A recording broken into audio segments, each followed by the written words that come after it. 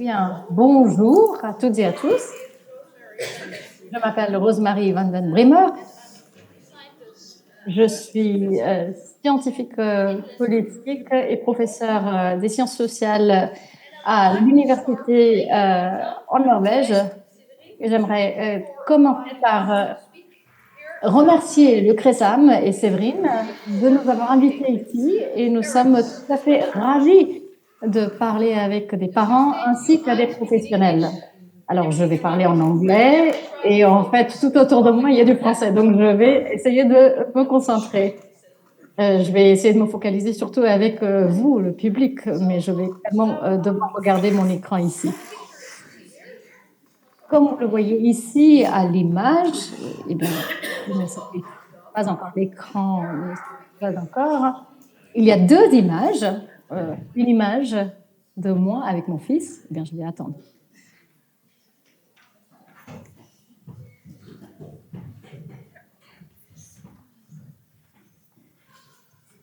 Voilà. Vous voyez donc mon fils que je porte. Il s'appelle Casper. Il est né sourd aveugle, une condition congénitale. Et l'autre image, c'est Lilias, que je vais présenter dans un petit instant, avec son fils Fergus, il y a maintenant 26 ans. Lilias et moi sommes toutes les deux chercheuses dans le domaine de la surdicécité. Nous sommes également mères d'enfants avec la surdicécité congénitale. Et nous avons donc un rôle double ou même triple, vous pouvez dire, dans cette conférence-là. Puisque nous faisons partie des organisations des parents des enfants avec de telles conditions en Norvège et en Écosse. Alors, nos enfants n'ont pas le syndrome de Charge, mais ils sont tous sourds aveugles et ils souffrent tous de la surdicécité congénitale. Et je vais peut-être commencer par vous expliquer ce qu'on entend par ce terme. Alors, beaucoup de gens tomberaient peut-être dans le domaine de la surdicécité et au Royaume-Uni, on définit, ou en tout cas en Norvège, on définit la surdicécité congénitale en tant que déficience combinée de vision et d'ouïe depuis dès la naissance ou très tôt, d'une telle sévérité qu'il est plus difficile pour les autres sens ou les sens à compenser. Et il faut donc en fait de la communication tactile pour compléter les autres modalités de communication dans ces cas-là. Cette déficience combinée pose des problèmes très spécifiques, tout d'abord dans le domaine de l'orientation, ensuite pour l'accès à l'information et puis enfin la communication. Et c'est vraiment là-dessus que l'on va intervenir aujourd'hui, la communication. Puisque la communication est une composante très importante de notre existence humaine. Sans les moyens de communiquer, eh bien, nous ne pouvons pas nous orienter, nous n'avons pas d'accès aux informations et nous sommes également très seuls, nous nous sentons également très seuls. Et la communication implique plusieurs parties, plusieurs acteurs.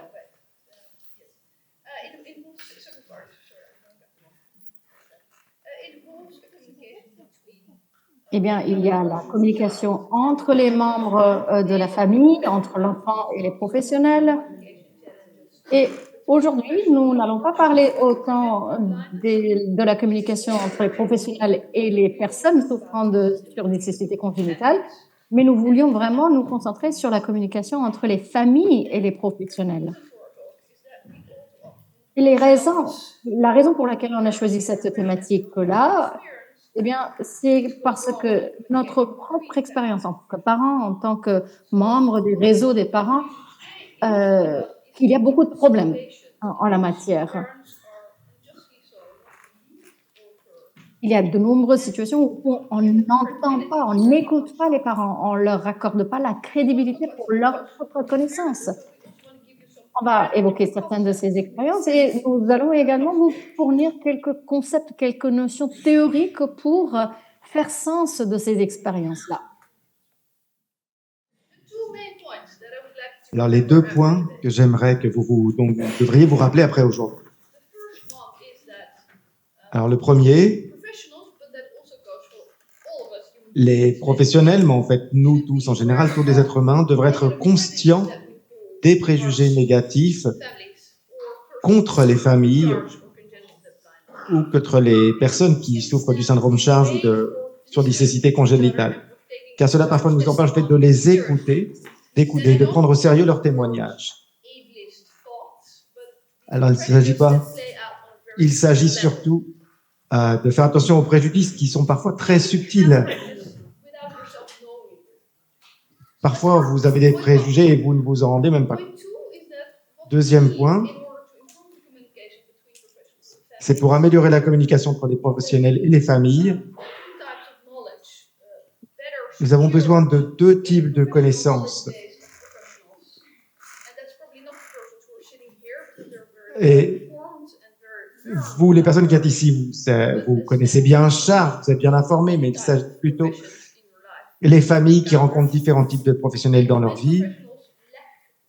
Et un grand nombre de ces professionnels, en fait, n'ont pas suffisamment de connaissances sur Charles ou sur la surdicécité congénitale. Et parfois, cela crée des lacunes, des carences, à cause desquelles ils ne peuvent pas interpréter correctement ce que dit la famille ou les symptômes de l'enfant.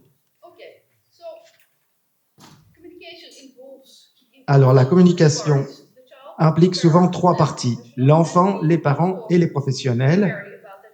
Et ici, nous allons parler principalement de la relation entre les parents et les professionnels.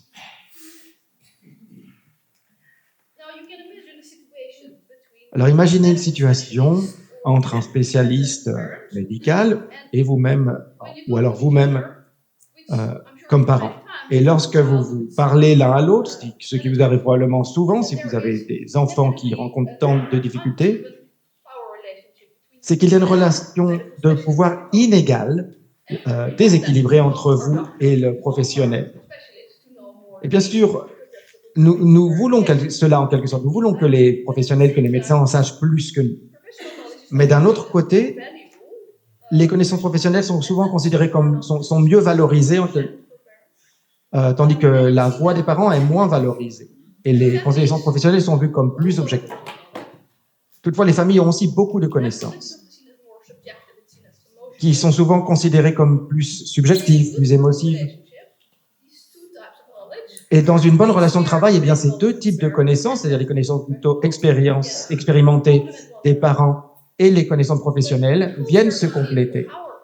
Mais comme il y a cette relation déséquilibrée, on va dire, de pouvoir, eh bien, des conflits apparaissent. Et ce qui nous intéresse donc aujourd'hui, c'est le type de préjudice ou d'injustice qui peuvent surgir dans ce type de relation.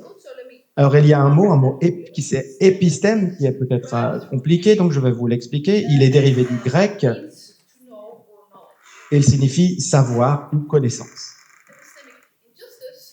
Et donc, l'injustice épistémique signifie une injustice qui porte spécifiquement sur votre capacité en tant que porteur de connaissances. Alors, je vous explique. Par exemple, vous pouvez penser que quelqu'un peut vous porter préjudice de manière économique. Par exemple, quelqu'un vous vole l'argent sur votre compte. Et donc, c'est une nature économique. La personne vous fait mal, vous porte préjudice en tant qu'agent économique.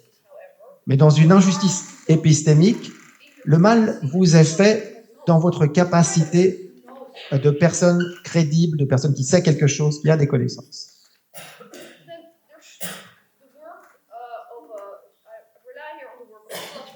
Et ici, je m'appuie sur le travail d'une philosophe qui s'appelle Fricker et qui distingue deux types d'injustice épistémique. La première s'appelle l'injustice testimoniale, que l'on peut brièvement expliquer dans une situation où il y a des préjugés négatifs qui portent atteinte à la crédibilité de l'interlocuteur en raison de préjugés négatifs. Alors, un exemple facile, c'est lorsque la police ne croit pas, par exemple, le témoignage d'une personne de couleur, car la police a des préjugés implicites contre ce type de personnes et pense qu'elles ne sont pas fiables. Donc, il y a donc des préjugés racistes qui réduisent la crédibilité du témoignage de manière injuste. Donc c'est une injustice testimoniale.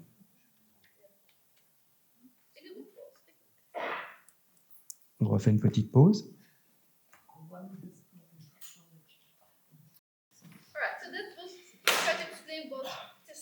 Je viens d'expliquer l'injustice testimoniale, c'est-à-dire une injustice contre vous en tant que témoin. Cela peut se produire dans une conversation habituelle ou lorsque vous parlez avec un docteur et que vous dites ah, mon enfant souffre et que le docteur vous dit ah, cette maman est beaucoup trop émotive, elle exagère. Voilà, ça c'est un exemple d'injustice testimoniale. Ensuite, deuxième forme d'injustice, c'est l'injustice herméneutique. Et là, c'est lorsque vous n'avez pas les mots, où il n'y a pas de compréhension collective pour vraiment tirer du sens de votre expérience.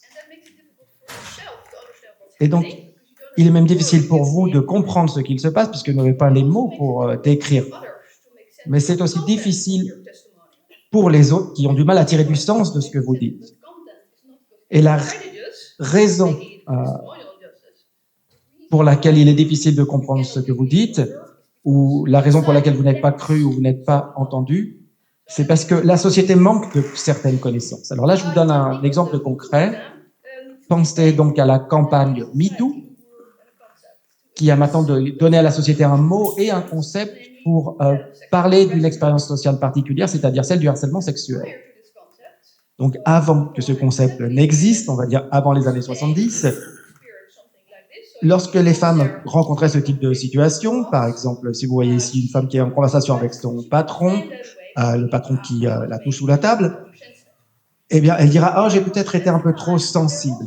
Elle se justifiait comme ça. C'est-à-dire qu'à l'époque, il n'y avait pas de concept collectif pour exprimer vraiment ce harcèlement sexuel, si bien qu'il était difficile pour la femme de comprendre exactement ce qu'il se passait. Et aussi, lorsqu'elle essayait de transmettre cette information à son collègue, pareil, il y avait aussi cette difficulté. Donc, un exemple ici, d'un côté, il y a donc cette femme, qui est cette femme Henriette, qui s'exprime, qui parle à son patron, et donc ici, nous avons Henriette qui ensuite explique à un collègue ce qui s'est passé la veille, ce qu'elle était avec son patron. Et Henriette, donc, je n'aime pas comme il se comporte avec moi, je ne me sens pas en sécurité. Et son collègue, Jacques, a du mal à imaginer que le patron se comporterait de cette manière-là. Et de plus, Jacques, qui est pourtant quelqu'un de bien, avec de bonnes intentions, il a été élevé dans une famille traditionnelle et où les femmes étaient souvent décrites comme des personnes hystériques ou trop émotives. Donc ici, il y a déjà un jugement implicite lorsque Jacques écoute le témoignage des femmes, et donc il a de Henriette, et donc il a cette idée qu'elle est trop émotive. Et donc Henriette essaye de convaincre Jacques que quelque chose ne va pas, mais elle n'y parvient pas. Et dans sa tête, Jacques pense que les femmes sont hypersensibles. Donc dans cet exemple, il y a deux types d'injustice. Il y a à la fois l'injustice testimoniale, à cause des préjugés négatifs dans cette action entre ces deux personnes, et il y a aussi une injustice herméneutique, donc l'autre type d'injustice. Disons que cela se passait avant les années 70, et donc à cette époque, la société en général n'avait pas de concept pour donner un sens à ce type d'expérience. Donc vous voyez ici ce que j'ai décrit, ce que j'ai dessiné en rouge, c'est un peu les ressources collectives, la compréhension de la société. Et là, il y a une lacune pour décrire ce type d'expérience. Et donc, ce type d'injustice qui se produit a une autre source, une autre raison, mais ces deux types d'injustice peuvent se renforcer, être présents, coexister. Alors maintenant, je vais passer la parole à Lilias, et Lilias va nous faire part de son expérience avec des professionnels de la santé. Elle nous parlait aussi des difficultés qu'elle a rencontrées vis-à-vis de ces deux injustices que l'on vient de décrire.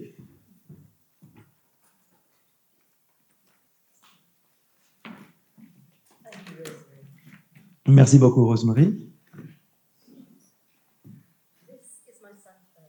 Donc voici mon fils Fergus. Il est né en 1997. C'est le troisième de mes 3 enfants. Et il souffre de surdicécité congénitale. Donc, il n'a pas le syndrome de Charge. Toutefois, il présente de nombreuses similarités avec les complications qui accompagnent Charge. Par exemple, il a des déficiences visuelles, aussi auditives, vestibulaires, problèmes d'interoception, problèmes avec le toucher, des déficiences avec la proprioception as well, tout aussi. Mais ce qui a le plus grand impact sur son quotidien, c'est vraiment sa surdicécité, c'est-à-dire les déficiences visuelles et auditives combinées. Alors quand Fergus est né, moi je n'avais aucune expérience de handicap, quel que soit le handicap.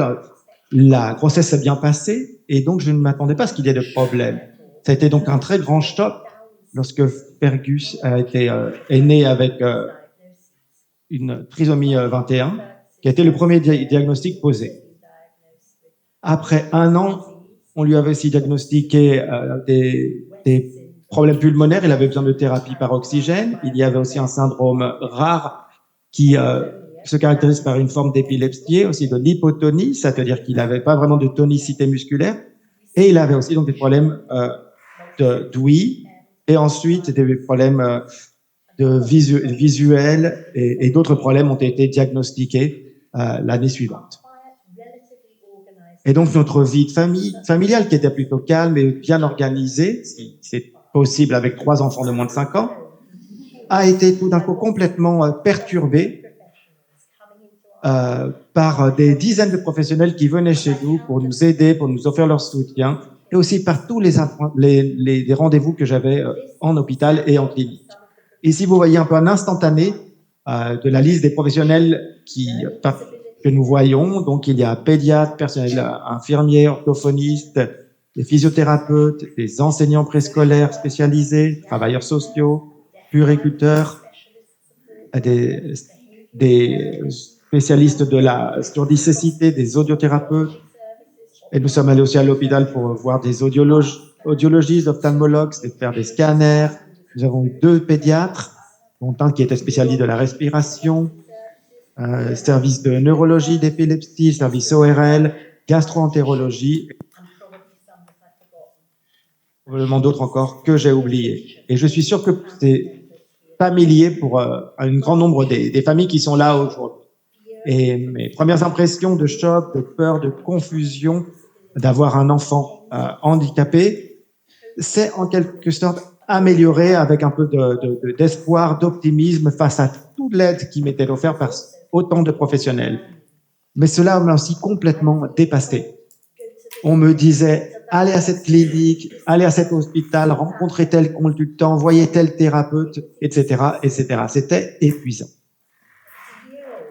À l'âge d'1 an, Fergus a été orienté vers une organisation qui soutient les personnes souffrant de surdicécité et qui ont des besoins complexes. Il avait environ 18 mois lorsque nous avons eu notre première visite avec un travailleur spécialisé, et je me rappelle que j'étais dans le jardin avec elle et avec Fergus. Il faisait très beau et elle jouait avec Fergus. Et je sais maintenant qu'elle l'évaluait. Et soudainement, elle m'a dit, je crois que Fergus est sourd-aveugle. Et donc j'ai absorbé ces mots, mais je n'avais aucune idée de ce que cela voulait dire. Et j'ai rien demandé à l'époque, et d'ailleurs on ne m'a rien expliqué. Nous avions ensuite des visites mensuelles de la part de cette travailleuse qui apportait des super jouets avec elle pour jouer avec mon fils, mais je ne comprenais pas ce qu'il se passait sous mes yeux. Je pensais simplement que son développement était retardé et que ces jeux pourraient aider. Je n'avais aucune idée qu'elle utilisait des techniques qui étaient adaptées à un enfant souffrant de surdicécité congénitale, car je n'avais aucun concept de ce mot surdicécité. Je ne savais pas ce que cela signifiait pour moi ou pour Fergus. Et tant de choses se sont passées pendant ces 18 mois que j'étais complètement immobilisé par le traumatisme, la peine. Il fallait aussi que je me batte pour que Fergus reste vivant parfois. Il fallait que je m'occupe de mes 2 autres enfants. Et pour leur donner un sens de normalité ou de sécurité. Et pourtant, j'avais ce désir aussi que tout disparaisse. Mais bien sûr, ce n'était pas possible. Je ne veux pas que mes enfants disparaissent, bien sûr, mais je voulais que ce monde dans lequel j'avais été plongé disparaisse, le monde de docteurs, de thérapeutes, d'hôpitaux. J'avais l'impression de me noyer dans un monde où j'avais perdu tout sens de normalité. un maelstrom sur lequel je n'avais aucun contrôle. J'avais l'impression d'ignorer tout ce qui se passait. Et le pire, c'est que j'avais l'impression d'être un échec complètement, car j'étais incapable d'aider mon enfant, pardon. Mais je sais maintenant que cette idée, ce sentiment de ne rien pouvoir faire venait du fait que je n'avais aucune connaissance sur la surdicécité congénitale, ni sur son impact. Après 2 ans, la travailleuse spécialisée a disparu. J'ai appris des années plus tard qu'elle était tombée malade soudainement. Un rapport spécialisé avait été écrit par l'organisation qui s'occupait de sourds aveugles et qui recommandait donc qu'il s'agissait d'un enfant qui devait avoir un soutien spécial. Ce rapport aussi recommandait les approches à suivre pour soutenir son développement et sa communication. Toutefois, ce rapport n'a jamais été inclus dans son dossier qu'il a accompagné à travers toutes les années d'école. Et j'ai découvert quelques années plus tard qu'aucun des professionnels qui travaillent avec Fergus avait reçu cette information, comme quoi il souffrait de surdicécité congénitale. Par conséquent, non seulement les professionnels médicaux, éducatifs, thérapeutiques autour de Fergus ne comprenaient rien à la surdicécité et à son impact, mais ils ne reconnaissaient même pas qu'il avait été identifié comme un enfant souffrant de surdicécité. Donc moi, j'ignorais ce qui se passait, mais les professionnels aussi ignoraient, et cela présentait de nombreux défis. Alors, je vais vous donner quelques exemples, notamment dans le domaine de la thérapie par orthophonie. Plusieurs approches avaient été utilisées pour soutenir le développement de la communication chez Fergus. C'était des approches standards qui étaient utilisées avec succès pour les enfants qui ont des problèmes d'apprentissage ou qui ont des besoins complexes, mais dont l'ouïe et la vue fonctionnent bien en général. Toutefois, le manque de connaissances sur la surdicécité congénitale signifiait que les orthophonistes ne comprenaient pas que leurs approches n'allaient pas fonctionner sur un enfant comme le mien, ou alors qu'il fallait les adapter pour prendre en compte l'impact de la surdicécité sur mon enfant. Je vais vous donner un exemple, par exemple, d'objet de référence qui avait été introduit. Nous avions une nappe de couleur rouge sur la table de la cuisine. Cette table, c'est là où nous mangions, où nous nous réunissions pour jouer ou pour alors discuter. C'est là où nous préparions aussi des aliments à manger. Et c'est aussi où notre énorme chat aimait aussi s'étirer.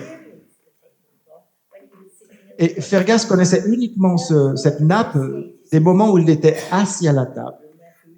Donc, Fergus associait peut-être cette nappe avec la place où on cuisine, la place où il s'assoit pour manger, la place où la famille se réunit, le moment de manger, ou l'endroit où cette grande bête pleine de poils vient parfois la nuire. En tout cas, ou toute autre signification aussi qu'il aurait pu tirer de son expérience tactile et corporelle directe avec cette nappe. Et donc l'orthophoniste voulait utiliser un petit carré de 10 cm de cette nappe comme objet de référence pour représenter la maison, le domicile. Par exemple, lorsqu'il est temps, que c'est l'heure de rentrer à la maison, rentrons à la maison, pour dire maman est à la maison, etc.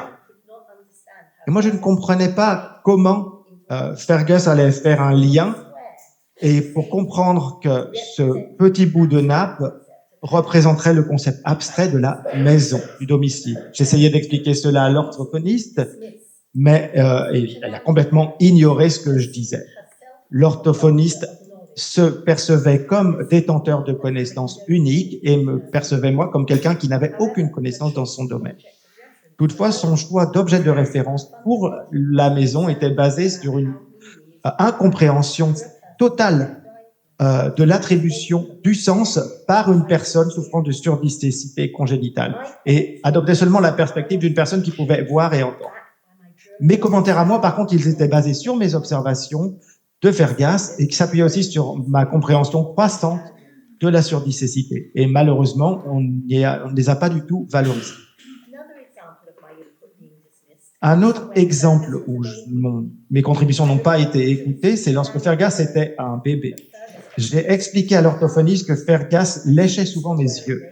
D'ailleurs, j'ai vite arrêté de me maquiller. Et je ne connaissais encore rien à propos de la surdicécité. Mais ça avait l'air d'être une action importante, d'autant que mes deux autres garçons ne faisaient pas ça, n'avaient jamais fait ça. L'orthophoniste n'a montré aucun intérêt dans cette information et les a complètement ignorés. Et par conséquent, lors des premières années de Fergus, j'ai fait ce que j'ai fait avec ses frères aînés, c'est-à-dire que j'essayais de faire en sorte qu'ils ne mettent jamais rien dans sa bouche. Des années plus tard, Fergus utilise toujours sa langue pour acquérir des informations sur son environnement. Et c'est seulement quand j'ai commencé à comprendre l'impact de la surdicécité congénitale que je me suis rendu compte que c'était un moyen important de glaner des informations sur l'environnement pour Fergus. Alors ici, j'ai d'abord vu que mon fils s'est exposé à un risque d'empoisonnement ou d'étouffement en mangeant une feuille.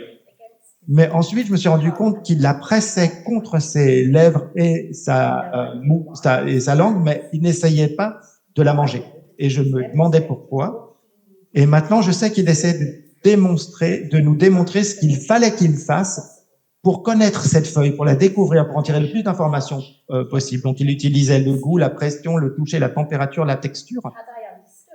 Et si j'avais compris ça dès le début, j'aurais pris quelques-unes de ces feuilles à la maison pour qu'on puisse ensuite en parler plus tard selon sa perspective. Cette photo nous montre Fergus quand il avait environ 21 ans. Il est sur un rond-point, il est sur un manège pour la première fois. Et là encore, il utilise sa langue pour compléter le peu d'informations qu'il glane par sa vue ou par son ouïe. Et il continue de le faire d'ailleurs encore aujourd'hui. Et donc, les ignorances répétées de mes observations, de mes commentaires, de toutes mes connaissances parentales m'ont extrêmement frustré. C'est comme si je n'avais absolument aucune contribution de valeur à apporter et parfois ça me mettait en colère.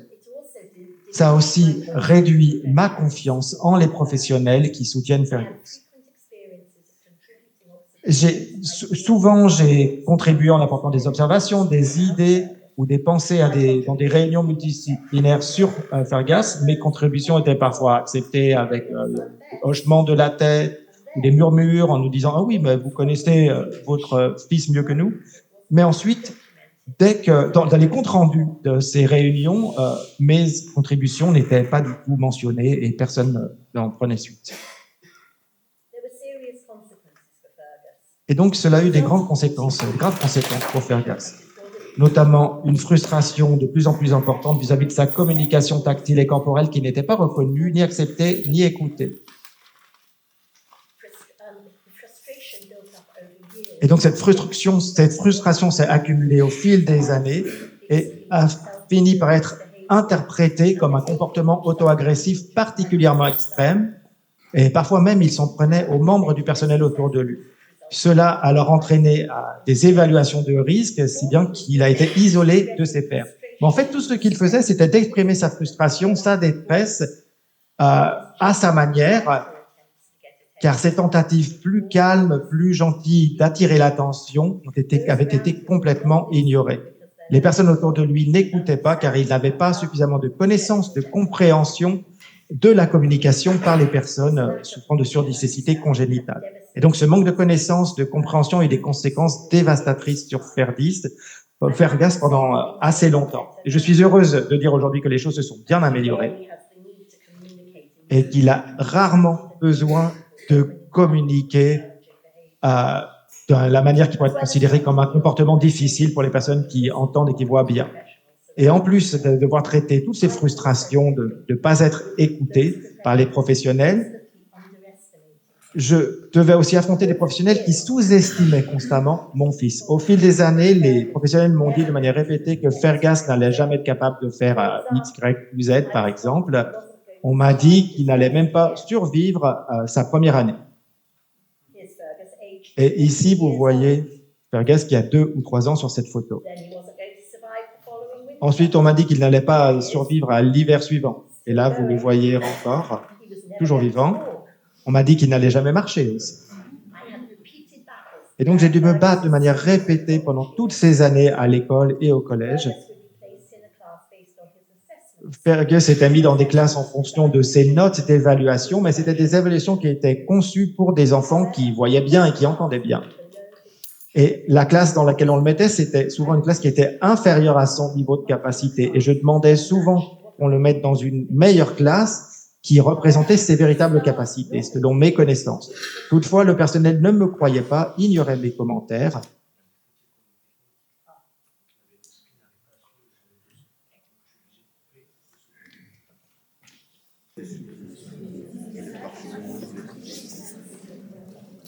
Bien. Nous sommes prêts à redémarrer. Je vous parlais donc des professionnels qui me disaient que Fergus n'allait pas être capable de faire ci, faire cela. Et je vous ai parlé de sa scolarité. Et à l'école où il était placé en fait dans une classe basée sur une évaluation qui était conçue pour les enfants qui voyaient et qui entendaient bien. Mais cette classe se trouvait au niveau inférieur aux capacités de Fergus et je faisais des demandes répétées pour que Fergus soit placé dans une classe supérieure adaptée à ses capacités. Mais on me disait que je me faisais des illusions et par conséquent, Fergus était agité dans les classes, dans les cours et il ne faisait pas de progrès. Et enfin, j'ai gagné cette bataille et les enseignants étaient surpris et même ravis en fait de voir qu'il fleurissait et qu'il faisait beaucoup de progrès. Et ceci, malgré le fait qu'on n'avait pas vraiment de soutien pour développer ses compétences de communication en tant qu'enfant sourd-aveugle. Et un manque de connaissances et de compréhension sur la surdicécité ont eu un grand impact, de grandes conséquences pour mon fils. Il a été perçu comme en train d'échouer dans tous les domaines à cause de cette déficience double et n'était pas reconnu. Et on le jugeait par rapport aux normes d'un monde qui, lui, pouvait voir et entendre et dans lequel il n'allait jamais s'adapter. Il y a de nombreux exemples que je peux vous citer au cours des années. Et très souvent, Fergus a été rejeté, mais chaque fois que les gens autour de lui ont commencé à le rencontrer dans son monde de surdicécité, il leur a très vite montré ce dont il était réellement capable. Je partage avec vous ce détail des premières années de la vie de Fergus, non pas pour avoir votre sympathie, votre pitié, mais simplement pour illustrer l'impact des injustices, témoignages ou d'herméneutique. Je crois qu'il s'agit d'une histoire que l'on retrouve fréquemment dans la vie des enfants nés avec une surdicécité congénitale. J'ai des conséquences. Moi-même, je vivais dans un monde que je ne comprenais pas, où je ne savais pas, je sentais pas que le soutien offert était approprié. Et j'essayais de faire confiance aux professionnels malgré les injustices répétées, testimoniales et herméneutiques, tout en chantant instinctivement que beaucoup d'entre eux se trompaient pour ce qui est du cas de Fergus. Et tout en faisant la réputation d'être peu coopérative, difficile et des parents qui posent souvent des problèmes.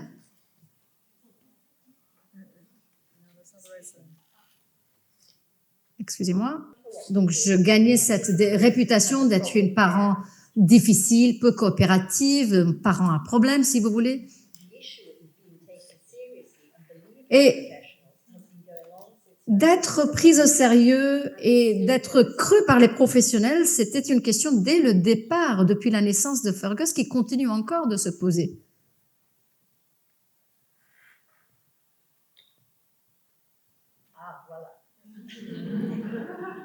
Voilà.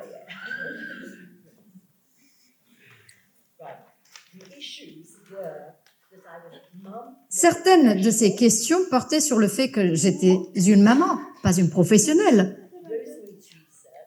La recherche de Rosemary a révélé que la connaissance des familles n'est pas assez valorisée et n'est pas prise au sérieux. Et c'est un problème sur le plan mondial. Je n'avais pas tout à fait les formules, les mêmes libellés que les professionnels. Donc, je parlais en tant que quelqu'un d'extérieur et je n'étais donc pas prise au sérieux et on me considérait ou mes contributions n'étaient pas considérées comme étant valorisantes. Mais au cours du temps, je me suis rendu compte que les libellés que j'utilisais changeaient et qu'on écoutait plus mes contributions. Et puis une autre question s'est posée au fur et à mesure que ma connaissance s'est accrue, ma capacité pour m'exprimer également s'est accrue et puis d'un coup on me percevait comme une menace. Donc je parlais de ce que je ne savais pas et ce que les professionnels ne savaient pas. En tant que parent, que doit-on vraiment comprendre à propos de Fergus? Il en va de même pour les professionnels.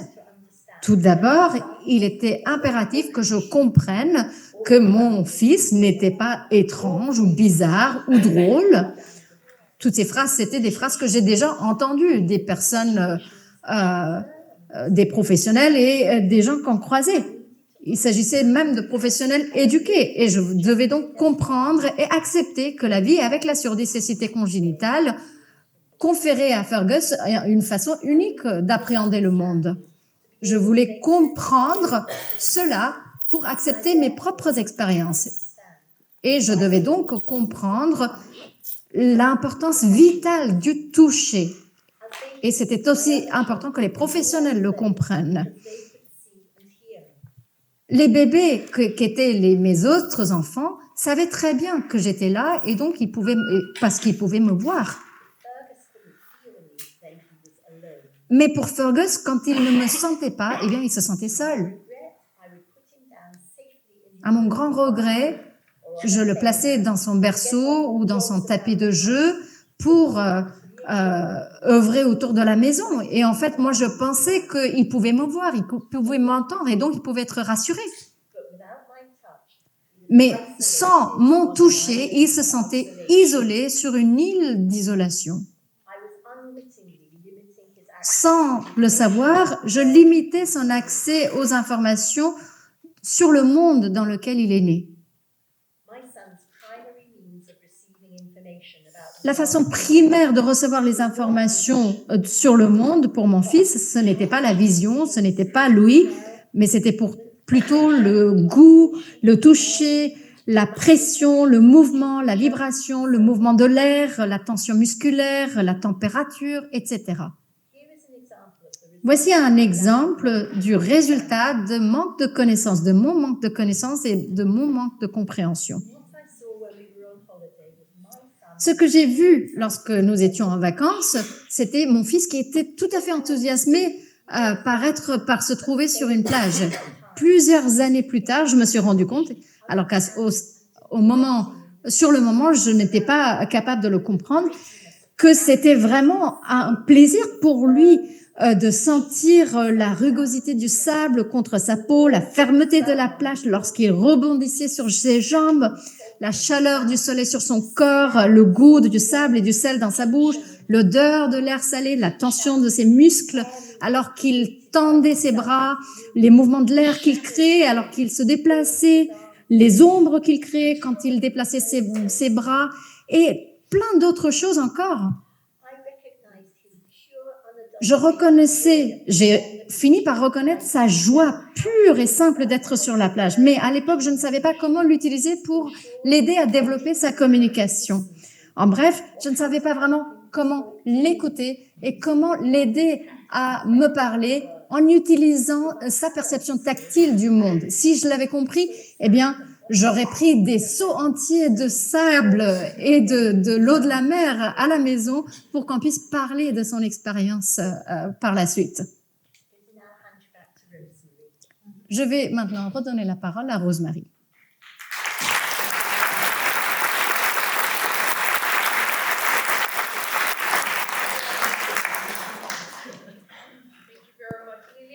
Merci beaucoup, Lilias, pour cette contribution si émouvante de vos expériences. Vous avez été très patient tout au long de cette présentation, donc je vais tâcher d'être un peu plus efficace. Alors, je fais défiler très rapidement ces diapos pour vous montrer cette image que je vous ai déjà montrée tout à l'heure. Alors, une façon de résumer ce que Lilias vient de nous dire, c'est de réfléchir à ce stade à la communication. À gauche, vous voyez Lilias avec son fils Fergus. Et à droite, nous voyons encore Fergus. Ah non, pardon, Jacques. Donc, Jacques, c'est l'orthophoniste dont Lilias a parlé tout à l'heure, qui n'était pas tout à fait en mesure ou prêt à écouter les contributions de Lilias. Quand Lilias a dit, regardez, il utilise ses lèvres pour explorer, il lèche mon maquillage, donc il est important, je crois, que vous en preniez compte. Et Jacques, lui, réfléchit, bon, c'est une femme difficile, une maman difficile, c'est un enfant, c'est vraiment une cause perdue. Donc, en fait, vous voyez ici que les préjugés, ici, pas trop subtils en plus, qui viennent rentrer en jeu. Jacques ne prend pas au sérieux le témoignage de Liliane. Et c'est là qu'on voit intervenir une injustice testimoniale. Mais nous avons également parlé d'un autre type d'injustice qui n'a pas tout à fait trait avec la communication directe, mais plutôt qui a trait avec la partie orange que nous avons vue sur l'image, sur la partie herméneutique. Donc, en fait, vraiment deux lacunes importantes dans son histoire. Tout d'abord, un manque de connaissances adéquates sur la surdicécité congénitale, ce qui a rendu difficile la tâche pour Lilias, en fait, de comprendre sa situation, et également pour les professionnels. La deuxième lacune qui était présente, c'était au niveau des professionnels qui n'étaient pas assez sensibles à la façon dont les parents transmettent leurs connaissances. Les parents tentent à être plutôt émotifs. Ils sont très émus quand ils témoignent de leurs expériences. Et les professionnels, donc, on constate, manquent une connaissance, une sensibilité. Ceci n'est pas un défi au niveau de l'esprit de Jacques, mais c'est plus un problème sur le plan de la société et ses connaissances. Alors, pour conclure, que faudrait-il faire? Alors, je reviens ici aux deux points que j'ai évoqués tout à l'heure, les deux points à retenir. Pour contrer l'injustice testimoniale, eh bien, il faut que les professionnels... Eh bien, je ne dis pas ici pour autant que les professionnels ne fassent pas leur travail et qu'ils essayent et qu'ils n'essayent pas de venir en aide aux parents et aux familles dans la mesure du possible. Soyons clairs. Ici, ce que j'essaie de faire ici, c'est de montrer qu'il faut avoir davantage de nuances, davantage de subtilité. Quand on parle du racisme, par exemple, il peut y avoir des personnes qui ne se croient pas être racistes, mais en fait, vous pouvez avoir des préjugés dont vous n'êtes même pas conscient. Donc, je ne suis pas en train de dire que les professionnels sont méchants, ce n'est pas le cas, loin de là, mais il faut juste qu'il y ait davantage de sensibilité. Ensuite, il faut davantage de connaissances et d'éducation pour combler ces lacunes. Généralement parlant sur le syndrome Charge, mais également sur la surdicécité. Donc, maintenant que nous vous avons raconté notre histoire, je vais redonner la parole à Lilias pour faire sa conclusion.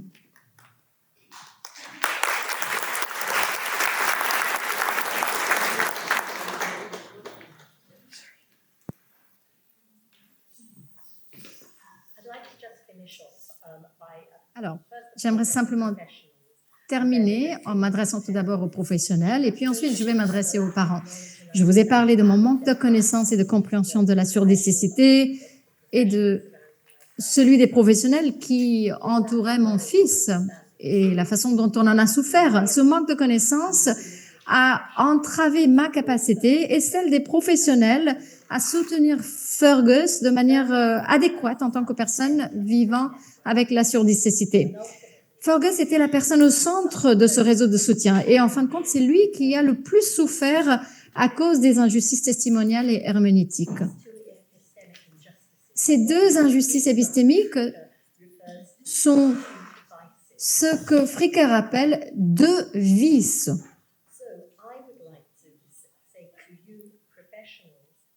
Donc, aux professionnels, je dirais la chose suivante. En tant que maman, quelles sont les vertus que j'aimerais voir mises en œuvre chez les professionnels pour aider à contrer ces vices? Alors, je vous invite à lire cette diapo, mais il y a également une version simplifiée. Tout d'abord, écoutez les parents, prenez-les au sérieux. Deuxièmement, traitez les parents avec respect et soyez sincères dans ce respect que vous leur accordez. Prenez de temps en temps le point de vue, mettez-vous à la place des parents.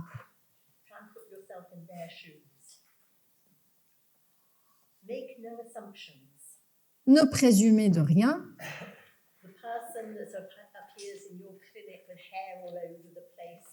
La personne qui arrive dans votre clinique avec les cheveux en pétard, avec la salive partout, dans une autre vie, peut-être est une professionnelle tout à fait respectable, mais une personne qui vit avec les complexités quotidiennes d'avoir un enfant qui lui aussi a énormément de complexité. Partagez vos connaissances gracieusement avec les parents. Traitez les parents comme de véritables partenaires. Et recevez tout élément d'information donné par un parent à propos de leur enfant comme un cadeau à apprécier, valoriser pour explorer cette petite clé qui va peut-être déverrouiller une partie du monde de cet enfant. Alors maintenant, je m'adresse aux parents. Là encore, j'ai une version simplifiée. Alors, faites confiance en vos instincts. Osez poser des questions. Osez remettre en question si vous pensez qu'il y a quelque chose qui ne va pas.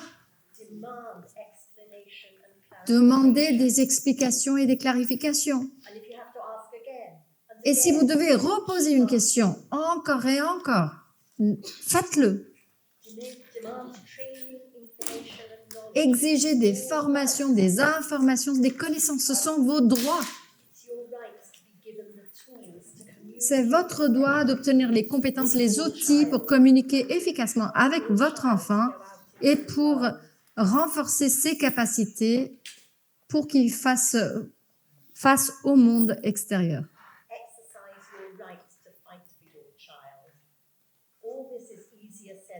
Mettez en œuvre votre droit pour vous battre pour votre enfant.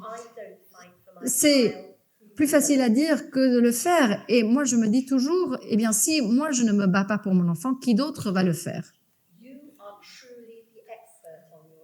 Vous êtes de véritables experts sur votre enfant. Croyez en ce que vous dit votre enfant et croyez en vous-même.